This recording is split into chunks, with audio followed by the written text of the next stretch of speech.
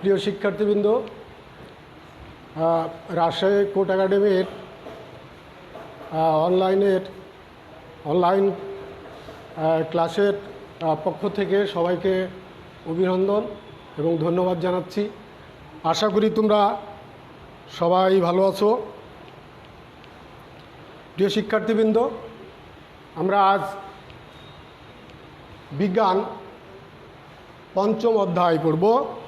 আজকের পড়া পরিপাকতন্ত্র এবং রক্ত সংবহনতন্ত্র। আগের ক্লাসে আমরা পরিপাকতন্ত্র পাঠটা পড়েছি এবং প্রয়োজনীয় তথ্য জেনেছি। আজ আমরা রক্ত সংবহনতন্ত্র আমরা পড়ব। প্রিয় শিক্ষার্থীবৃন্দ, প্রথমে আমরা জেনে নেব রক্ত সংবহন প্রক্রিয়া কাকে বলে। যে প্রক্রিয়ায়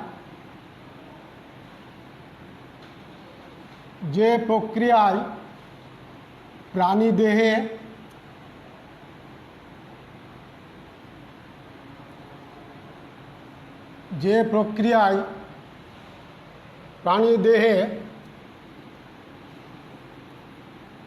রক্ত পরিবহনের কাজ সম্পূর্ণ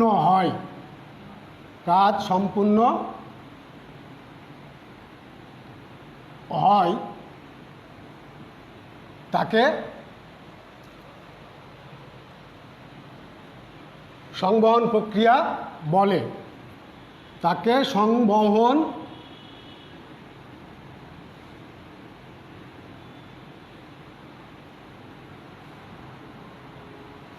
প্রক্রিয়া বলে। যেমন রক্ত, হৃৎপিণ্ড,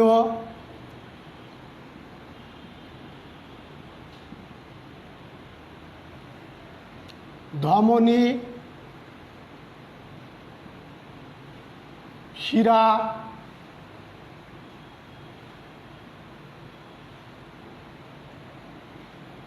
লসিকা,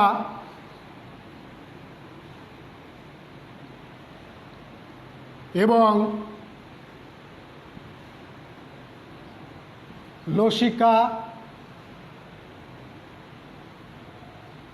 বাহী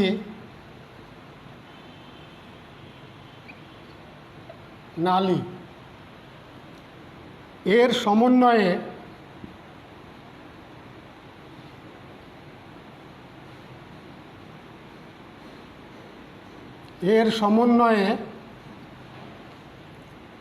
সংবহনতন্ত্র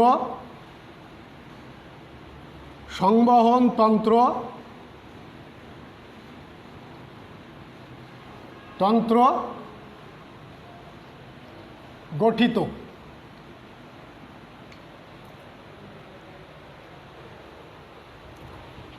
প্রিয় শিক্ষার্থী, এবার আমরা রক্ত সংবহনতন্ত্র কাকে বলে সেটা জানব। যে তন্ত্রে রক্ত পরিবহনের কাজ চলে বা সম্পূর্ণ হয় সেটাই হলো রক্ত সংবহনতন্ত্র। রক্ত সংবহনতন্ত্র যেমন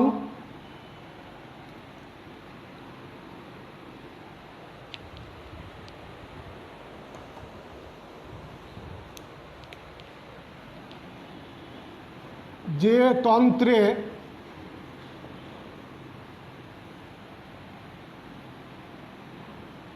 রক্ত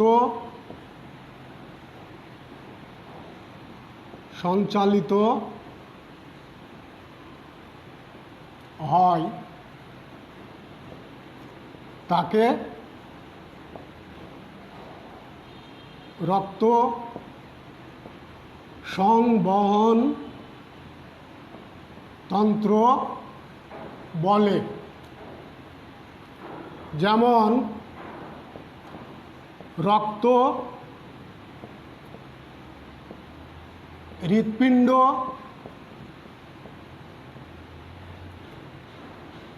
ও রক্তবাহী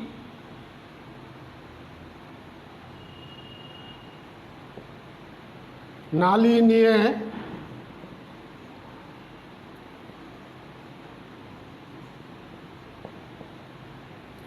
রক্ত সংবহন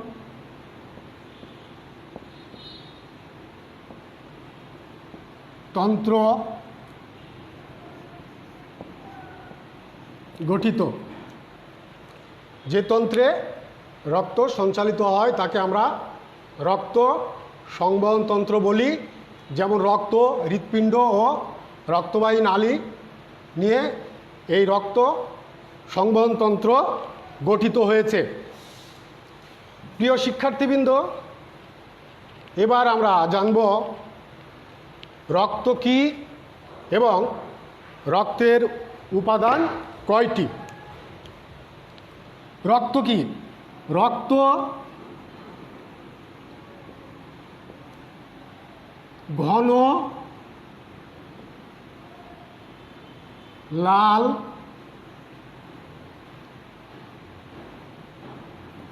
রঙের পদার্থ। রক্ত হলো ঘন লাল রঙের পদার্থ। রক্তের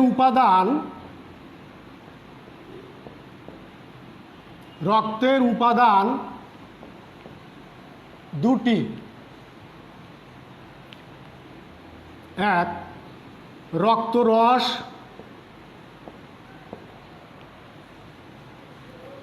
দুই, রক্তকণিকা।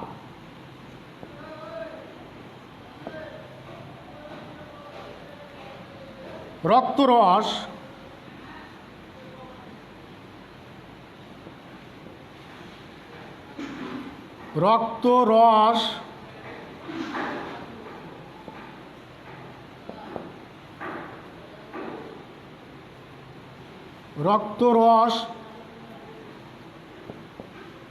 রক্তের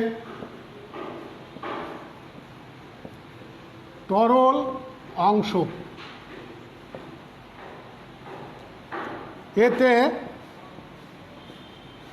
শতকরা 55% রক্তরস থাকে। এছাড়া আমিষ, খনিজ লবণ,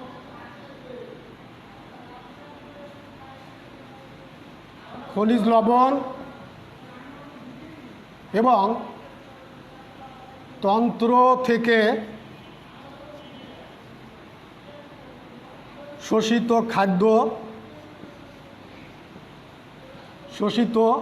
খাদ্য উপাদান থাকে।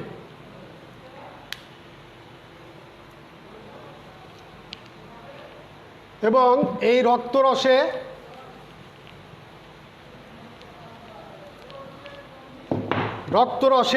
রক্তকণিকা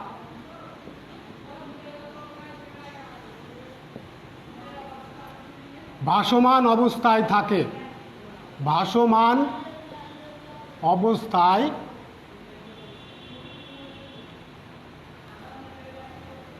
রক্তরসে রক্তকণিকা ভাসমান অবস্থায় থাকে।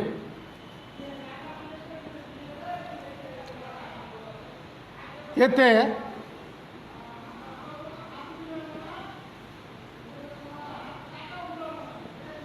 ফাইব্রিনেজন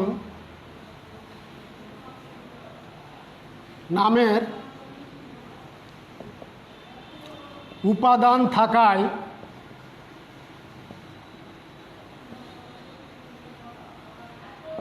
রক্তে জমাট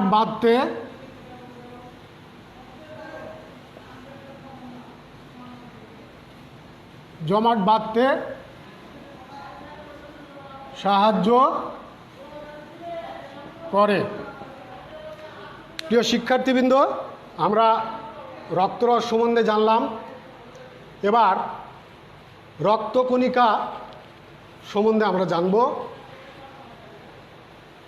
রক্তকণিকা তিন ধরনের। রক্তকণিকা তিন ধরনের।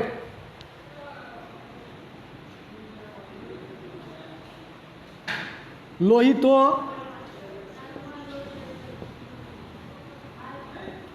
রক্তকণিকা,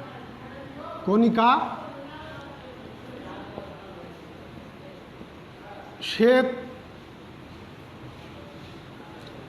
রক্তকণিকা,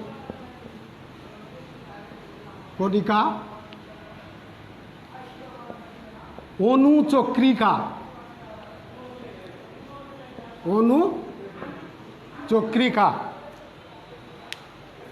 রক্তের যে কণিকা, এই কণিকা হলো তিনটা: লোহিত রক্তকণিকা, শ্বেত রক্তকণিকা ও অনুচক্রিকা। এখন আমরা প্রতিটি কণিকার কিছু মূল্যবান তথ্য আমরা জানব। প্রথমে আমরা জানি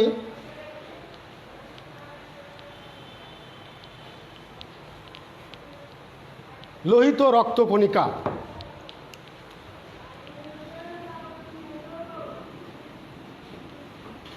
লোহিত রক্তকণিকা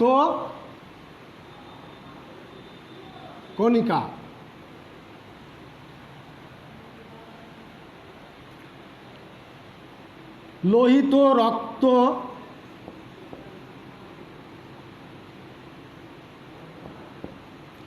কণিকা থাকায় রক্তের রং লাল। এতে হিমোগ্লোবিন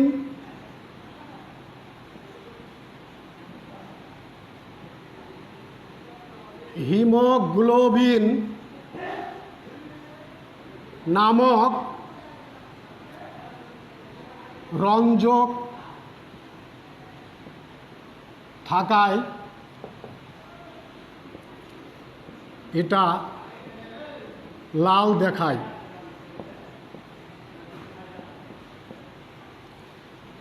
হিমোগ্লোবিন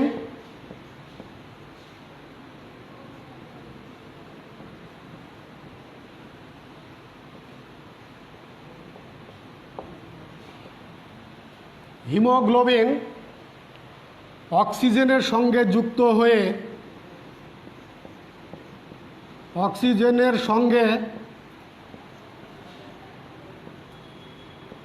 যুক্ত হয়ে জীবকোষে পৌঁছে।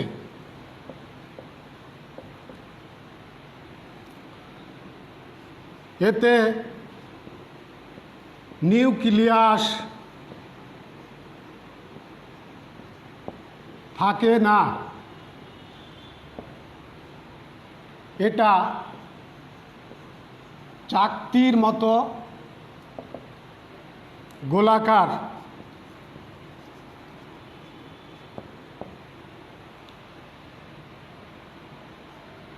ইহা যকৃত ও অস্থিমজ্জায় তৈরি হয়। প্রিয় শিক্ষার্থী বৃন্দ, লোহিত রক্তকণিকা সম্বন্ধে আমরা জানলাম। এবার শ্বেত রক্তকণিকা।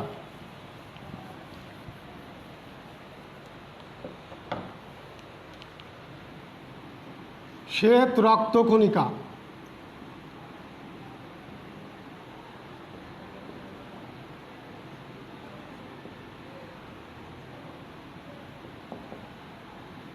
এটা লোহিত রক্ত কণিকার চেয়ে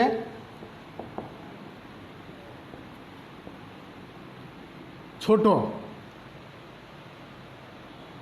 এটা এখানে নিউক্লিয়াস থাকে।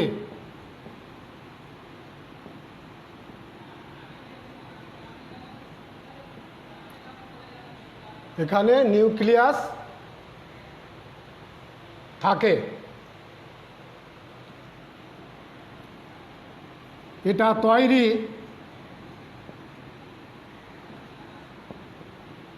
পিলহা ও অস্থিমজ্জায়।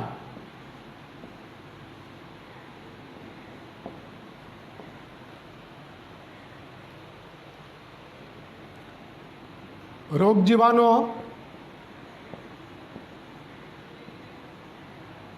দেহে প্রবেশ করলে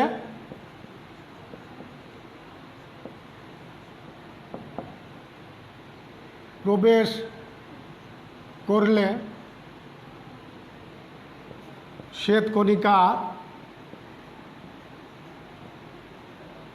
বের করে দেয়। তাই একে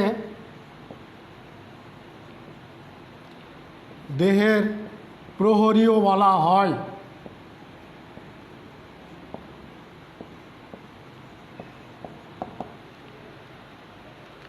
শ্বেতকণিকা এটা পিলিয়া এবং অস্থিমজ্জায় তৈরি হয়। রোগ জীবাণু দেহে প্রবেশ করলে এই শ্বেতকণিকা একে বাধাগ্রস্ত করে, আর শ্বেতকণিকা এই রোগ জীবাণুকে বের করে দেয়। তাই একে দেহের প্রহরীও বলা হয়। প্রিয় শিক্ষার্থীবৃন্দ, এবার আসি অনুচক্রিকা।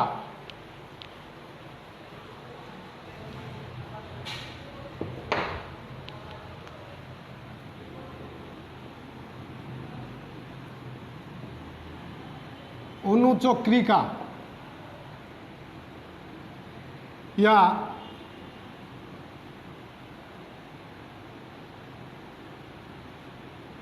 বৃত্তাকার।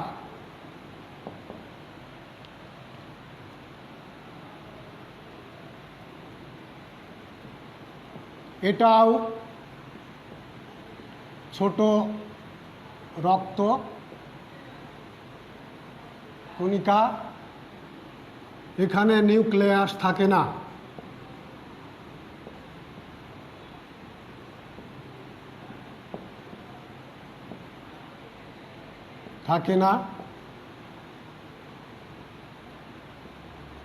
এটা লোহিত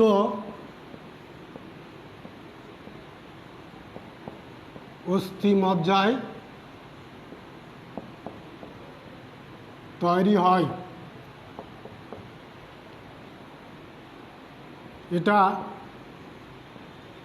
রক্তে জমাট বাঁধতে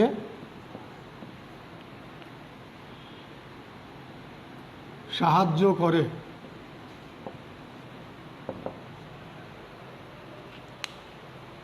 প্রিয় শিক্ষার্থীবৃন্দ, আমরা রক্তকণিকার সম্বন্ধে আমরা জানলাম। এবার রক্তের কাজ আমরা এখানে লিখব। তার আগে রক্তের যেই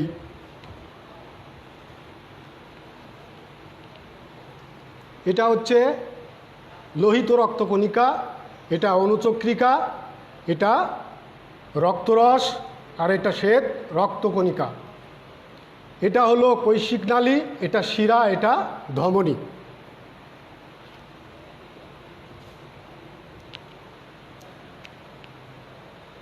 রক্ত একটি প্রয়োজনীয় উপাদান মানব দেহ এবং প্রাণীদেহের জন্যে। প্রিয় শিক্ষার্থীবৃন্দ, এবার আমরা রক্তের কাজ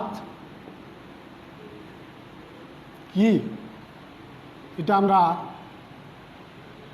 এখানে এই তথ্যগুলা আমি তুলে ধরছি, তোমরা মনোযোগ দিয়ে এটা দেখো।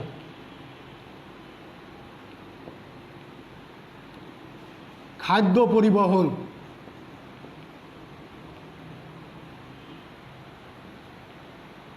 2 অক্সিজেন পরিবহন,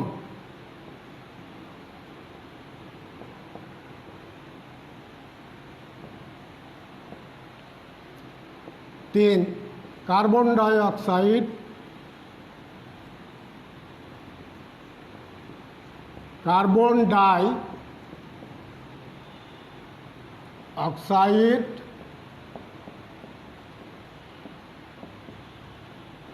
পরিবহন, 4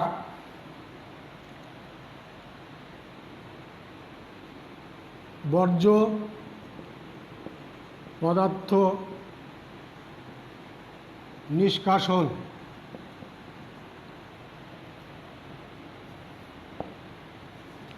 রোগ প্রতিরোধ,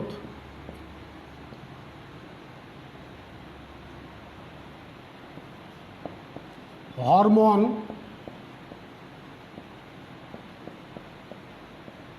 পরিবহন,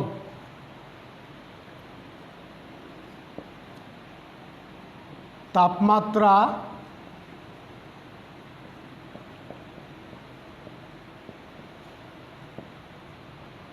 পরিবহন, রক্তে জমাট বাধা। প্রিয় শিক্ষার্থীবৃন্দ, রক্তের কাজ হলো খাদ্য পরিবহন করা। আমরা যে খাদ্যগুলো খাই সেটা পরিপাকের পরে তরল পদার্থে পরিণত হয়। এই খাদ্যের যে সারাংশ সেটা রক্ত দেহের বিভিন্ন অঙ্গে পৌঁছে দেয়। অক্সিজেন পরিবহন, দেহে সকল অঙ্গেই অক্সিজেনের প্রয়োজন আছে। এই অক্সিজেন খাদ্যর পাশাপাশি অক্সিজেনও প্রয়োজন। রক্তকণিকার লোহিত রক্তকণিকায় অবস্থিত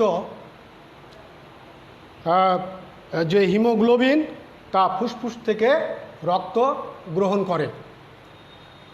কার্বন ডাই অক্সাইড রক্তরস দেহে বিভিন্ন অংশ থেকে উৎপন্ন কার্বন ডাই অক্সাইড পরিবহন করে ফুসফুসে পৌঁছায়।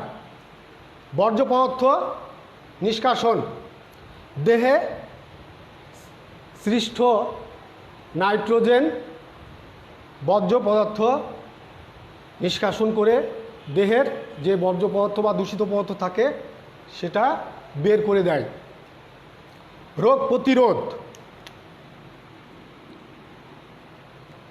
আমরা জানি যে শ্বেতকণিকাকে দেহের প্রহরী হিসাবে দেখা হয়, সেহেতু শ্বেতকণিকা আমাদের দেহের রোগ জীবাণু প্রবেশ করলে তাকে ধ্বংস করে দেয় বা তাকে সেখানে প্রবেশ করতে দেয় না, যার ফলে আমাদের শরীরে রোগ প্রতিরোধ ক্ষমতা সৃষ্টি হয়। হরমোন পরিবহন, প্রিয় শিক্ষার্থীবৃন্দ, দেহের যেই নালী রক্তনালী সেখানে এই হরমোন তৈরি হয়। রক্ত এই হরমোনগুলোকে সারা দেহে পরিবাহিত করে।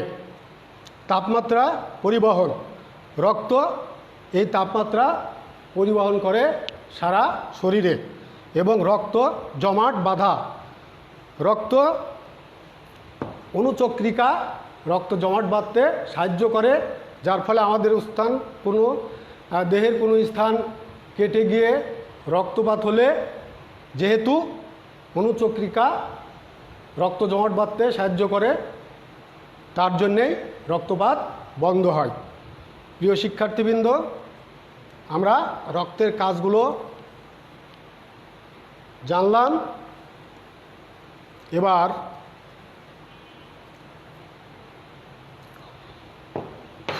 রক্তনালী কাকে বলে এটা আমরা জানব।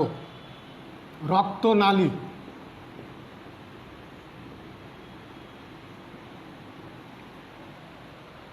যে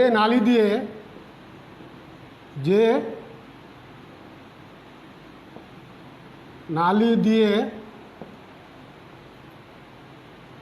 রক্ত পরিবহন হয় তাকে রক্তনালী বলে। এই রক্তনালী 3 প্রকার। এক, ধমনী, শিরা,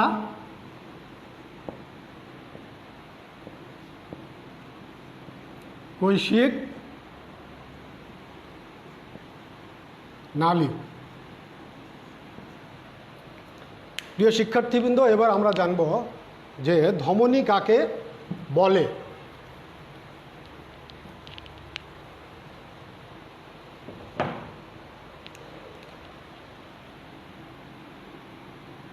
ধমনী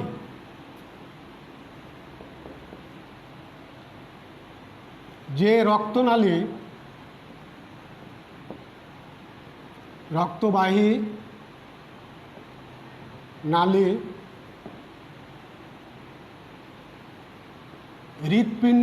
হৃৎপিণ্ডে উৎপন্ন হয়ে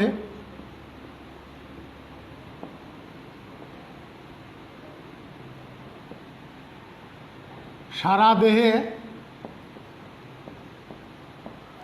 রক্ত বহন করে,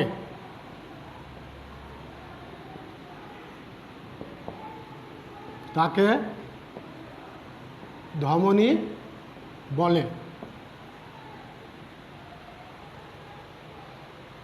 ধমনীর প্রাচীর পুরু, গহ্বর ছোট,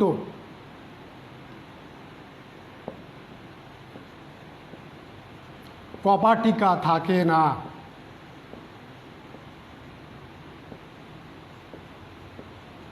এটার প্রাচীর পুরু এবং গহ্বর ছোট এবং কপাটিকা থাকে না।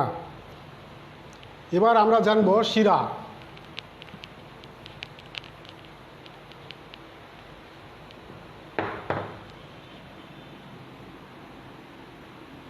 শিরা যে রক্তনালী দ্বারা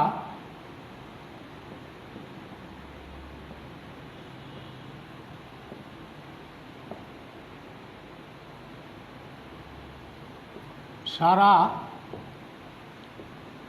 দেহ থেকে রক্ত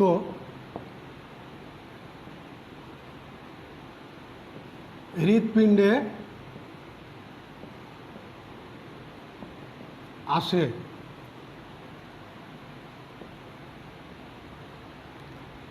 তাকে শিরা বলে। শিরার প্রাচীর পাতলা,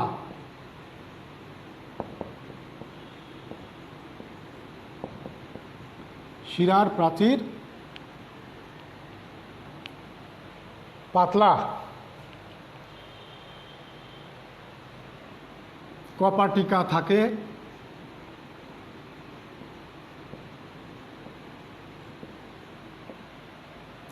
গহ্বর বড়।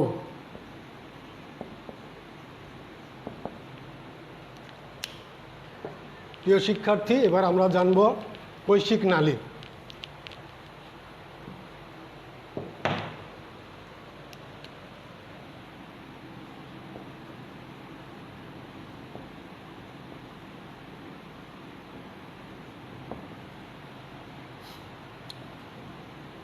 ধমনীর নালী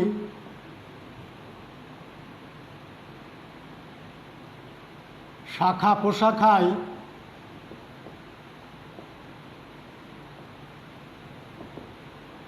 বিভক্ত হয়ে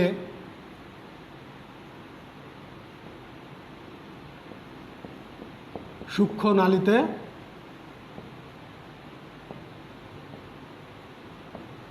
পরিণত হয়। এই সূক্ষ্ম নালীকে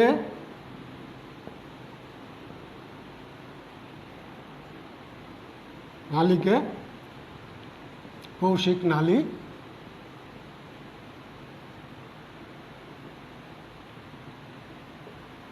বলে।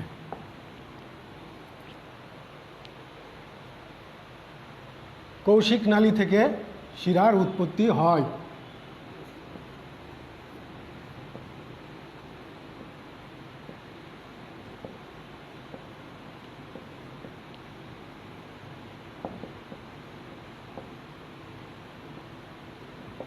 প্রিয় শিক্ষার্থীবৃন্দ, এই রক্ত সংবহনতন্ত্রে আমরা প্রয়োজনীয় তথ্যগুলা আমরা জানলাম। আমি আশা করছি যে তোমরা মনোযোগ দিয়ে এই তথ্যগুলা দেখেছ। তোমরা বাসায় ভালোভাবে প্র্যাকটিস করবে এবং শিটে যেই সৃজনশীলের উদ্দীপকের আলোকে যে 4টি প্রশ্ন সেটা তোমরা ভালো করে দেখবে। বর্তমান পরিস্থিতি খুব খারাপ, নিজের দেহের প্রতি তোমরা যত্ন রাখবে এবং মা বাবার এবং অভিভাবকদের এবং আমরা যেভাবে পরামর্শ দিব সেভাবে তোমরা চলাফেরা করবে। প্রয়োজন না হলে বাইর হবে না। আমি আবারও রাজশাহী স্পোর্ট একাডেমির অনলাইনে ক্লাসের পক্ষ থেকে আবার সবাইকে ধন্যবাদ জানাচ্ছি এবং তোমরা সবাই ভালো থাকো, সুস্থ থাকো এবং পাঠের প্রতি মনোযোগ হও। এই বলে আমার আজকের এই ক্লাস আমি সমাপ্ত করছি। খুদা হাফেজ, সবাইকে ধন্যবাদ এবং আসসালামু আলাইকুম।